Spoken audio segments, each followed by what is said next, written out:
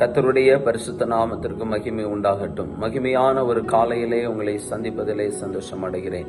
இந்த மகிமையான காலை வேளையிலும் ஏசாயா தீர்க்கதரிசியின் புஸ்தகம் 26வது அதிகாரம் 3வது வசனத்தை நான் உங்களுக்காய் வாசிக்கிறேன்.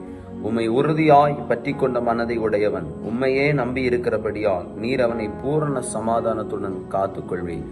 பிரியமான தேவ பிள்ளைகளே, இந்த வேத வசனத்திலே ஏசாயா தீர்க்கதரிசி கொண்டு ஆண்டவர் சொல்லுகிற ஒரு வார்த்தை பூரண சமாதானம் என்ற ஒரு வார்த்தையை ஆண்டவர் நமக்கு கொடுத்திருக்கிறார். ஆமென், ஸ்தோத்திரம். இந்த பூரண சமாதானத்தை ஆண்டவர் யாருக்கு கொடுக்கிறாராம்? பைபிள் சொல்லுகிறது, ஆண்டவரை உறுதியாய் பற்றி கொண்ட மனதை உடையவனுக்கு.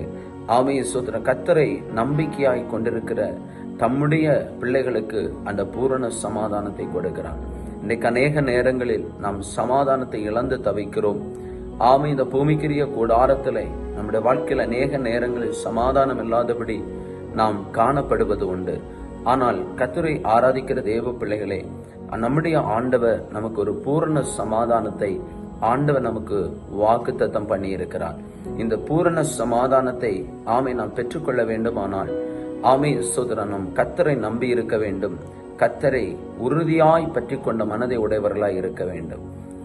ஸ்தோத்திரம். நம்ம எத்தனை பேர் ஆண்டவரை நாம் உறுதியாய் பற்றி கொண்டிருக்கிறோம்? ஸ்தோத்திரம். நமக்கு ஏதோ நெருக்கங்கள் வரும்போது நாம் கேட்கிறோம், ஆனால் அந்த காரியங்கள் சில வேளை தாமதித்தால் அந்த உறுதியாய் பற்றி கொள்ளுகிற மனதை விட்டு விடுகிறோம். ஸ்தோத்திரம். கர்த்தரை எப்பொழுது நம்முடைய வாழ்க்கையில் நம்ம உறுதியாய் பற்றி கொள்ள வேண்டும். சில பேர் ஆசீர்வாதங்கள் வரும் பொழுது கர்த்தரை தன்னுடைய வாழ்க்கையிலே மறந்து போகிறார்கள்.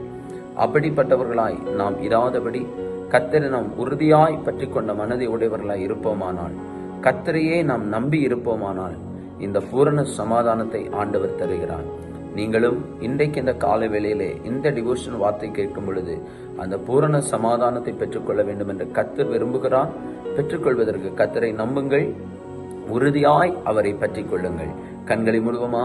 ஆண்டவரே, நாங்கள் பூரண சமாதானத்தை பெற்றுக்கொள்ள வேண்டுமானால் உம்மை உறுதியாய் பற்றி கொள்ள வேண்டும் என்பதையும், ஸ்தோத்திரம், மட்டுமல்ல உம்மையே நம்பி இருக்க வேண்டும் என்பதையும் இந்த வசனத்தின் முகாந்திரம் நீர் எங்களுக்கு வெளிப்படுத்தி இருக்கிறீரப்பா. ஏசப்பா, நாங்கள் எல்லா சூழ்நிலைகளிலும் உம்மை நம்பி இருக்க, எல்லா சூழ்நிலைகளிலும் உம்மை உறுதியாய் பற்றி கொள்ள கிருபை தாருங்கப்பா. ஆண்டவரை விசுவாசத்திலும் தேவ அன்பிலும் நிலைநிற்க கிருபை தாரும். இந்த நாள் ஆசீர்வதிக்கப்பட்டு ஒவ்வொருவருடைய தேவைகளும் சந்திக்கப்பட்டு ஒரு குறைவில்லாதபடி கர்த்தர் தம்முடைய பிள்ளைகளை நடத்தும். எல்லா ஆசீர்வாதங்களையும் பூரண சமாதானத்தையும் கர்த்தர் ஒவ்வொரு குடும்பங்களையும் கொடுத்து மகிழ்ச்சியாக்கும். இயேசுவின் நாமத்தை தந்து ஜெபிக்கிறோம் நல்ல பிதாவே. ஆமேன், ஆமேன். God bless you. கர்த்தர் உங்களை ஆசீர்வதிப்பார். ஆமேன்.